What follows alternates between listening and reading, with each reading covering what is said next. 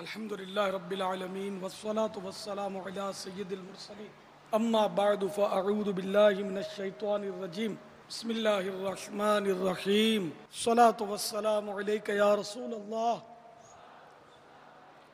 وعلى آلك وأصحابك يا حبيب الله الصلاة والسلام عليك يا نبي الله وعلى آلك وصحابك یا نور اللہ 1431 سنہ ہجری کے رمضان المبارک کی آج دوسری شب ہے۔ مدنی مذاکرے کا سلسلہ الحمدللہ عالمی مدنی مرکز سمیت کم و بیش 42 مقامات پر ملک میں معلوم ہوا کہ پورے مہینے کا اجتماعی اعتکاف دعوت اسلامی کی طرف سے جاری ہے۔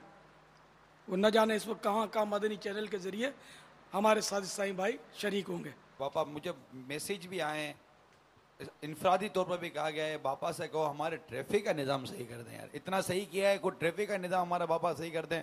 کروڑوں لوگ پریشان ہیں کہ یہ جام ہو جاتی ہے۔ باپا یہ نہ کوئی سگنل کا لحاظ رکھتا ہے، نہ کوئی قانون کا لحاظ رکھتا ہے، کچھ بھی نہیں۔ یہ یہاں سے گاڑی، یہاں سے موٹر سائیکل، یہ جام۔ اب 2 گھنٹے تک لوگ 4 آدمی کی غلطی سے باپا لاکھوں لوگ بعض اوقات پریشان ہو جاتے ہیں۔ وہ سمجھاؤ نا ان کو باپا۔ میری یار یہ سننے نہیں آتے یہ لوگ، اور اصل وہ بولتے ہیں نا آوے کا آواز بگڑا ہوا ہے، آوا بھٹے کو بولتے ہیں۔ ساری اینٹیں ٹیڑھی ہو گئی، اب کرے کیا آدمی یار، کس کو سمجھائیں۔ یہ ٹریفک جام کیوں ہوتا ہے پتہ؟ میں نے اس کا اندازہ، میرا اندازہ یہ کہ ہمارے ٹریفک جام ہونے کے اسباب یہ سمجھ میں آتے ہیں کہ ایک تو یہ کہ پارکنگ کا نظام غلط ہے۔ پارکنگ لوگ اپنی مرضی سے جہاں چاہتے ہیں کر دیتے ہیں، تو اس طرح پارکنگ کا نظام غلط۔ پھر لوڈنگ ان لوڈنگ کے لیے کوئی ٹھکانہ نہیں ہے، جس کو جہاں گاڑی کھڑی کرنی ہے اس میں اتارنا اور مال چڑھانا شروع کر دیتے ہیں۔ اس طرح بھی مطلب ٹریفک جام ہوتی ہے۔ دوسرا یہ کہ ہمارے یہاں پارکنگ ہے ہی نہیں، شاید ہی کہیں ہو تو ہو، باقی پارکنگ اب ہو گئی ہوگی، میرے خیال میں پہلے تو نہیں تھی۔ یہ دوسرے ملکوں میں جو دیکھا اس سے میرے کو سمجھ پڑتی ہے، دوسرے ملکوں میں انڈر گراؤنڈ پارکنگیں بناتے ہیں، پارکنگوں کی پوری عمارتیں بناتے ہیں۔ عمارت یہ حرمین طیبین میں بھی ہیں پارکنگ کی عمارتیں، جو بھی سدھرے ہوئے ممالک ہیں نا، ان میں پارکنگ کی عمارتیں بنی ہوئی ہیں۔ یہاں عمارتیں بننی شروع ہوئی ہیں بابا، شروع ہوئی ہیں نا، تو اللہ کرے گا فرق پڑے گا۔ تو نیچے اوپر یہ سب ان کے سلوپ اور بنے ہوتے ہیں، تو اس طرح ان کا چارج لیتے ہیں۔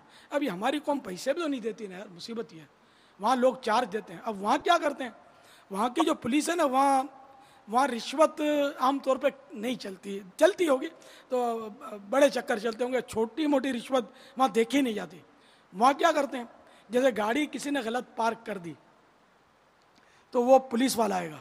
اول تو غلط پارک کرتا نہیں آدمی، ڈرتا ہے، لیکن بے خیالی میں جیسے کر دی غلط پارک تو پولیس والا آئے گا۔ آپ بھلے کھڑے ہوئے ہیں اس کے پاس، گاڑی کے پاس اتر کر کھڑے ہوئے ہیں تھوڑا فاصلے پر، تو وہ آئے گا، زیادہ کیا کرے گا، السلام علیکم، السلام علیکم کہے گا۔ یہ میں نے امارات میں دیکھا ہے۔ اور وہ پرچی لکھی ہوئی وہ آپ کو نہیں دے گا، آپ کو کچھ بھی نہیں بولے گا، وہ پرچی اس میں رکھ دے گا، گاڑی میں کہیں شیشے میں اٹکا دے گا، بس وہ چلا جائے گا۔ چلا گیا، اب آپ نے پرچی اٹھائی تو اب آپ کے نصیب 200 درہم 500 درہم، اب شاید سنا 500 درہم ہو گئے شاید، ورنہ 200 درہم تک کا تو مجھے یاد پڑتا ہے کہ 200 درہم اس کو جرمانہ۔ اب آپ بولے یار تھانے میں لے گیا نہ کچھ، یہ پرچی، تو اب یہ پرچی کب آپ پھنسیں گے، جب لائسنس رینیو کروانے جائیں گے تو پھنسیں گے۔ اچھا، وہاں کیمرے لگے ہوئے ہیں، کیمرے جگہ جگہ لگے ہوئے ہیں وہاں پر، اور لکھا ہوا ہے جیسے کہ 80 کلومیٹر فی گھنٹہ ہے نا، 80 100 120 60 یہ لکھے ہوتے ہیں۔ تو بہت سارے میں نے کیمرے دیکھے ہیں۔ اچھا، تو وہ کیمرے لگے ہوتے ہیں۔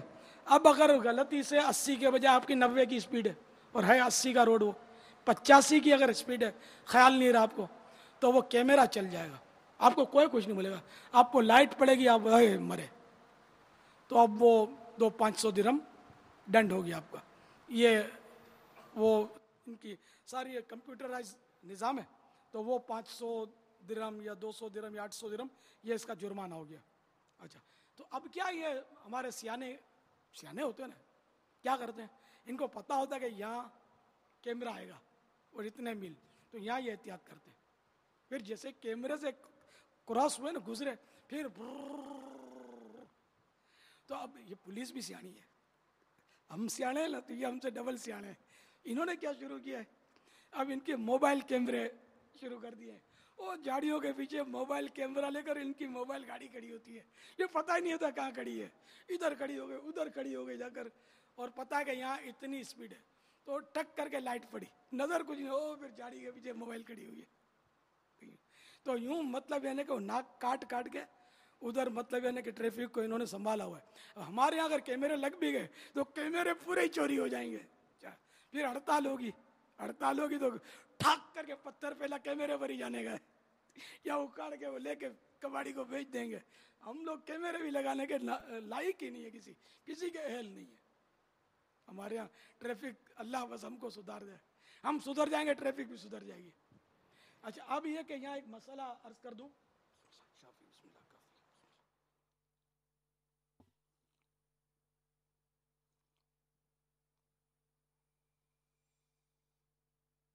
ये जो दंड लेते हैं ना, दंड यानी कि फाइन, माली फाइन, माली जुर्माना, ये हमारे यहाँ मनसूख है। हनफियों में ये हराम है, ये यानी कि गलत सिस्टम है, फाइन लेते हैं।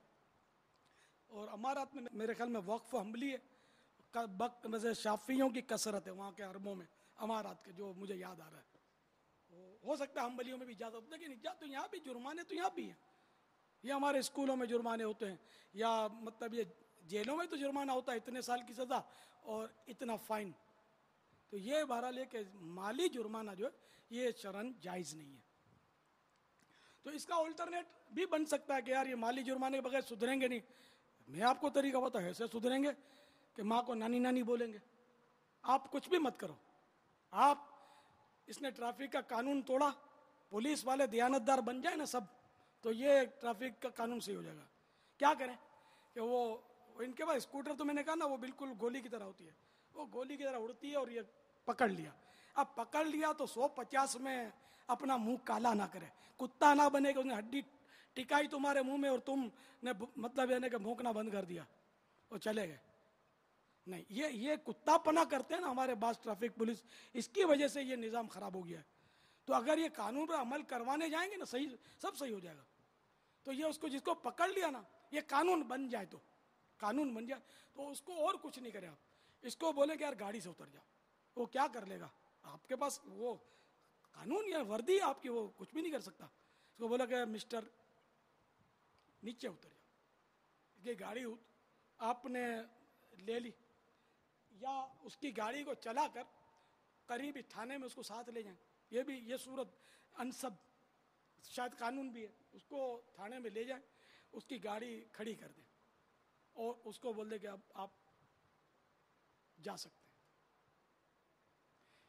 अब ये इससे सुधर जाएंगे, आप यकीन मानो कि जब ये सेठ साहब पैदल जाएंगे ना, जब बेचारे, एक तो चलना बेचारों के लिए दुश्वार होता है, खा खा के बाद होगा तो गर्दनें मोटी, पेट निकला हुआ, अब ये चलेंगे कैसे, कभी चले तो थे नहीं, हर वक्त गाड़ी गाड़ी, तो इनको नानी याद आ जाएगी। अगर ये करे कौन, इस कानून पर अमल हो तो ये सारी ट्रैफिकें, सारे निज़ाम जाओ, क्योंकि हम लोग हैं लातों के बुत हैं।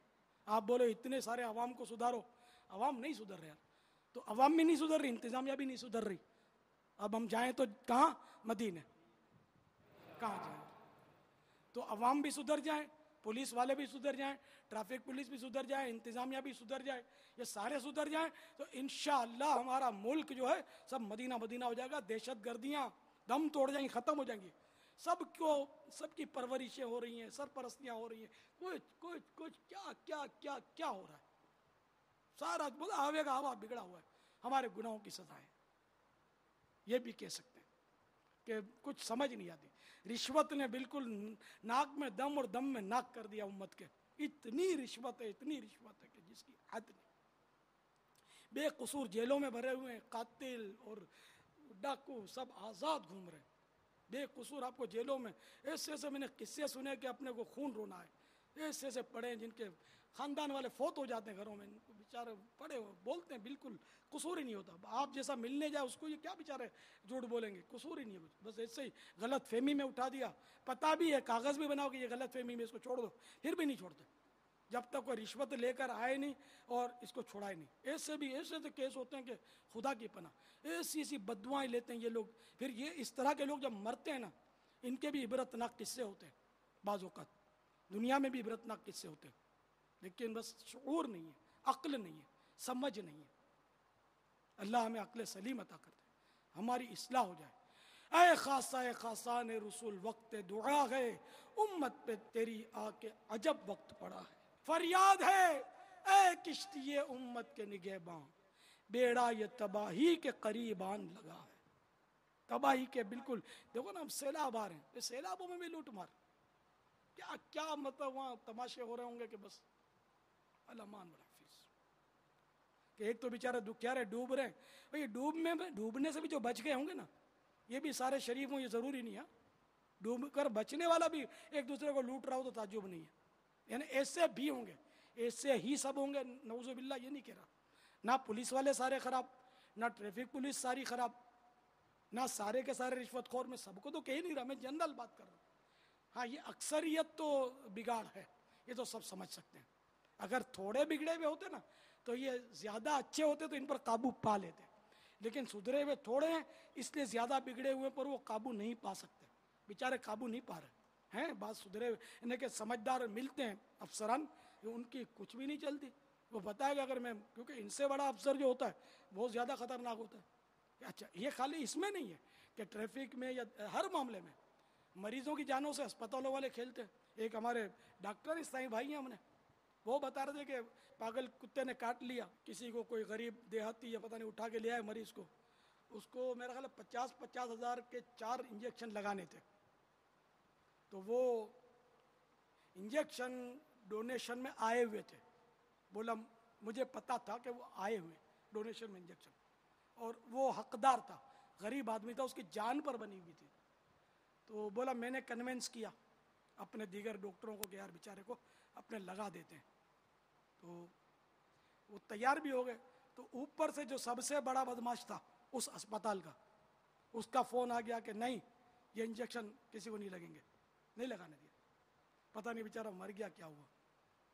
تو ایسے ظالم اسپتالوں میں بھی یہ جانوں سے کھیلتے ہیں بڑے بڑے افسران، یہ ہوتا ہے سرکاری اسپتالوں میں عام طور پر۔ تو اب یہ کہ اب کس کی یار شکایت کریں، اب یہ بولتے ہیں انسانیت کی خدمت کرتے ہیں، ڈاکٹر بولتے ہیں نا انسانیت کی خدمت کرتے ہیں، علاج شاید سب سے مہنگا ہو۔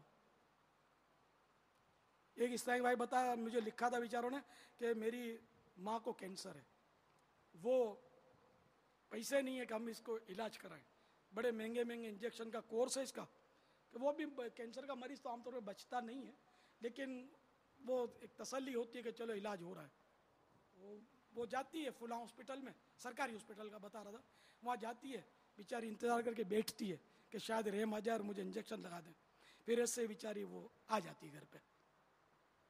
تو یہ بہت یعنی کہ ظلم کر رہا ہے، حالانکہ لاکھوں کروڑوں کا ڈونیشن مل رہا ہے، ان ڈونیشن دینے والوں کو چاہیے کہ ان کتوں کو ڈونیشن نہ دیں جو کھا جاتے ہیں، اپنے طور پر اپنی نگرانی میں خود مریضوں کا علاج کروائیں، مریض دکھیار ان کا علاج ہونا چاہیے، ان کا خود علاج کروائیں، مریضوں کو چیک کریں اور خود انجیکشن ان ڈاکٹروں کے ہاتھ میں نہ دیں، اپنی نگرانی والے یہ لوڈ انجیکشن لگا